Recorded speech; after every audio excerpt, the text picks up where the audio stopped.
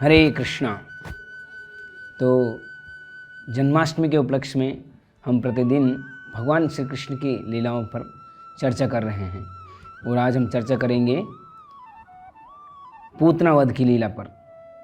तो पूतना वध की लीला वो लीला है जो भगवान ने अवतरित होते ही सबसे पहले ये लीला की।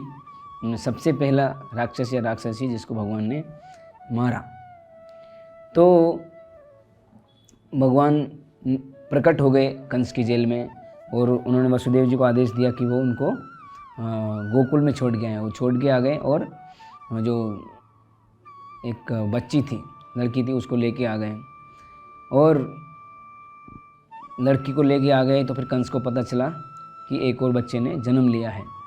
तो तुरंत जेल में गया और बच्ची को लेकर जैसे ही वो मारना चाहा तो बच्ची उनके हाथ से छूट के चली गई और आकाश में प्रकट हो गई दुर्गा माता के रूप में, 10 भुजाओं के रूप में प्रकट हो गई। और उन्होंने कंस को चेतावनी दी, अरे मूर्ख, कि तुम्हें मारने वाला तो पहले ही कहीं और प्रकट हो चुका है। तो उन्होंने बोला कि तुम अभी इन पर अत्याचार बंद करो। तो फिर वो कंस घबरा गया और फिर उन्होंने देवकी और वसुदेव से माफ़ी मांगी और फिर आकर मंत्रीगणों से चर्चा करने लगा। तो मंत्रीगणों ने उनको सलाह दी कि अभी रिसेंटली मतलब 8-10 दिन में जितने भी बच्चे जन्मे हैं उन सबको मार दिया जाए तो वो बच्चा भी जो आपके काल के रूप में जन्म लिया है वो भी मर जाएगा। ऐसी सलाह उन्होंने दी कंस को। तो कंस ने किसको नियुक्त किया इस काम के लिए? पूतना को। तो पूतना क्या थी? एक खेचरी नाम की, मतलब खेचरी मतलब जो आकाश में उड़ सकती है, ऐसी राक्षसी। खे मतलब आकाश, चरी मतलब विचरण करने वाली, जो आकाश में उड़ सकती है, ऐसी राक्षसी थी पूतना। और वो बच्चों का रक्त पीती थी, खासकर नवजात शिशुओं का। ऐसी भयानक, बहुत ही दुष्ट राक्षसी थी पूतना। तो कंस ने उसको नियुक्त किया। तो पूतना गई वृंदावन में। उससे पहले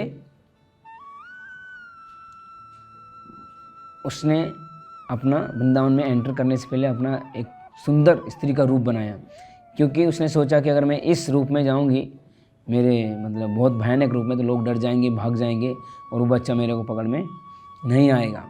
तो एक सुंदर स्त्री का रूप बना के गई।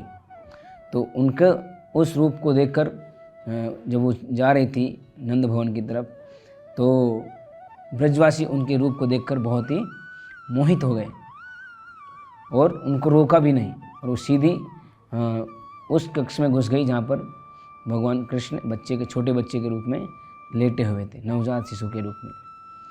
तो जैसे ही उन्होंने पूतना को देखा तो भगवान ने तुरंत अपनी आंखें बंद कर ली।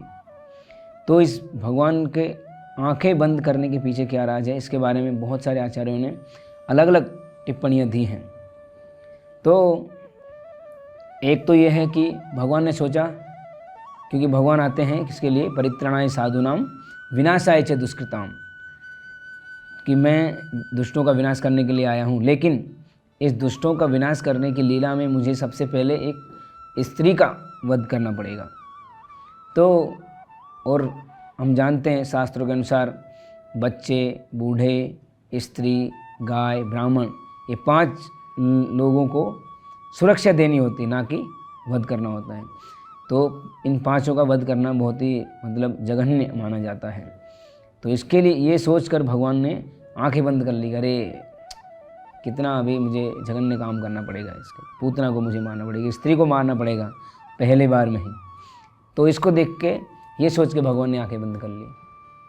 और दूसरे आचार्य बोलते हैं कि क्योंकि पूतना क्या थी?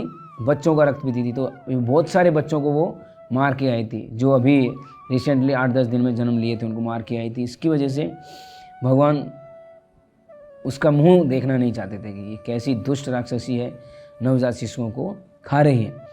तो इसलिए उनका चेहरा वो नहीं देखना चाहते थे। तो इसके लिए भी भगवान ने आंखें बंद कर ली। तीसरे आचार्य बोलते हैं कि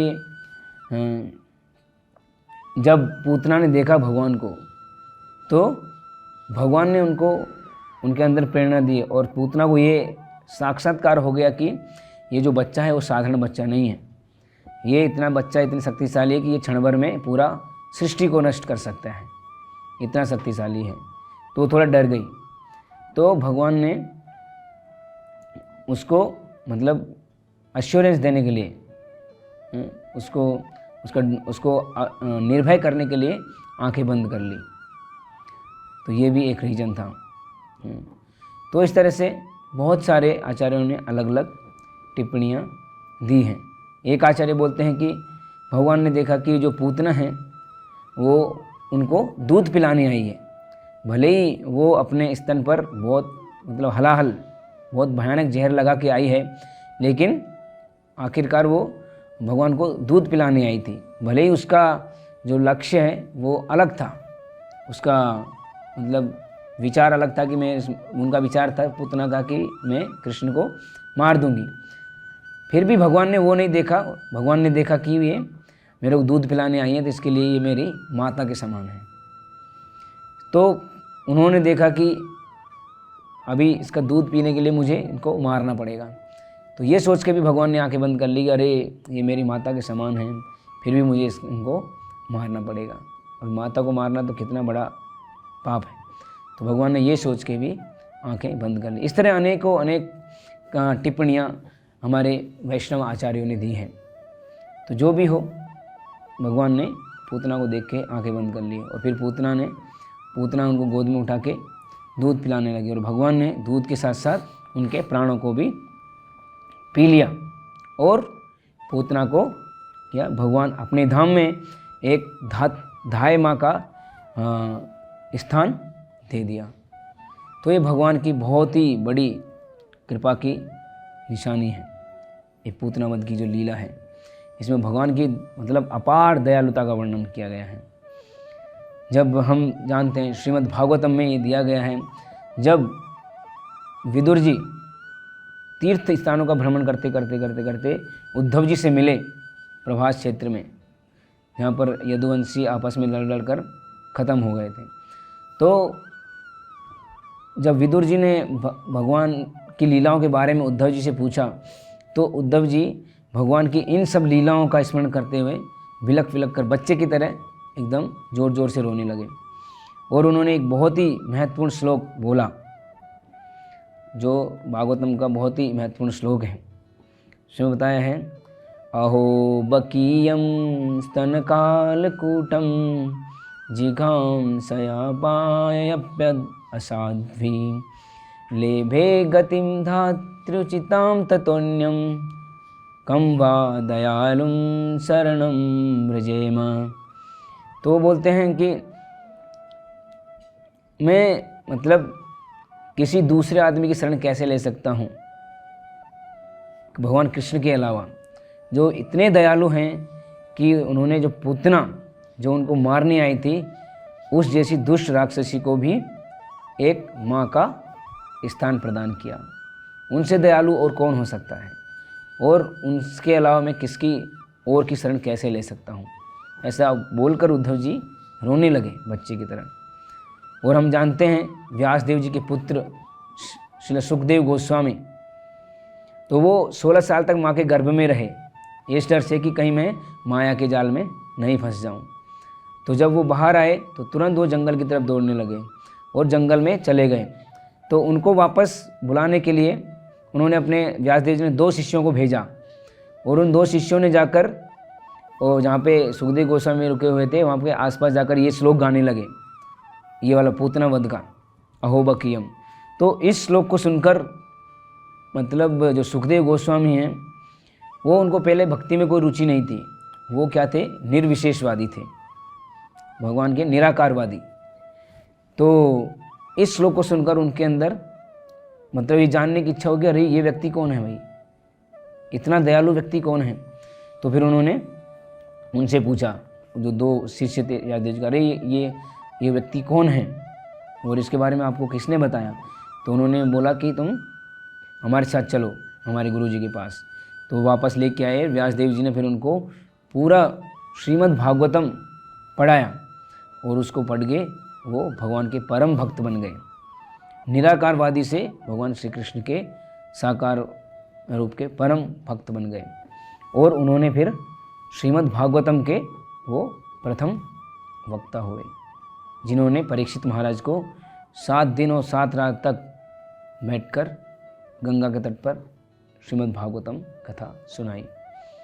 तो ये जो लीला है ये भगवान की अपार अनंत करुणा की निशानी है। इससे हमको पता चलता है कि भगवान कितने दयालु हैं। हालांकि पूतना मतलब वेश बदलकर अपने स्तन पर जहर लगाकर भगवान को मारने आई, लेकिन फिर भी भगवान ने उनको एक माता का पद प्रदान किया। उन्होंने उनके अंदर बुराई नहीं देखी और खाली उनका जो भाव था, माता का भाव, दूध पिलाने का भाव, उसको ग्रहण कर कर भगवान ने उनको क्या प्रदान किया? माता का पद प्रदान किया।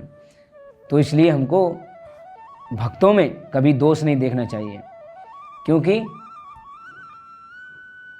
देख सकते भगवान खुद दोष नहीं देखते हैं अपने भक्तों में, तो हम कौन होते हैं दोष देखने वाले। इसलिए हमको अच्छा ही देखना चाहिए, चाहे भले कितना भी गलत कोई नहीं कर रहा हो, हमको उसके अंदर अच्छा ही देखना चाहिए। जैसा कि भगवान ने पूतना के अंदर देखा, पूतना तो भगवान को मारने आई, फिर भी भगवान ने क्या देखा कि ये मुझे दूध पिलाने आई है, तो ये मेरी माता है।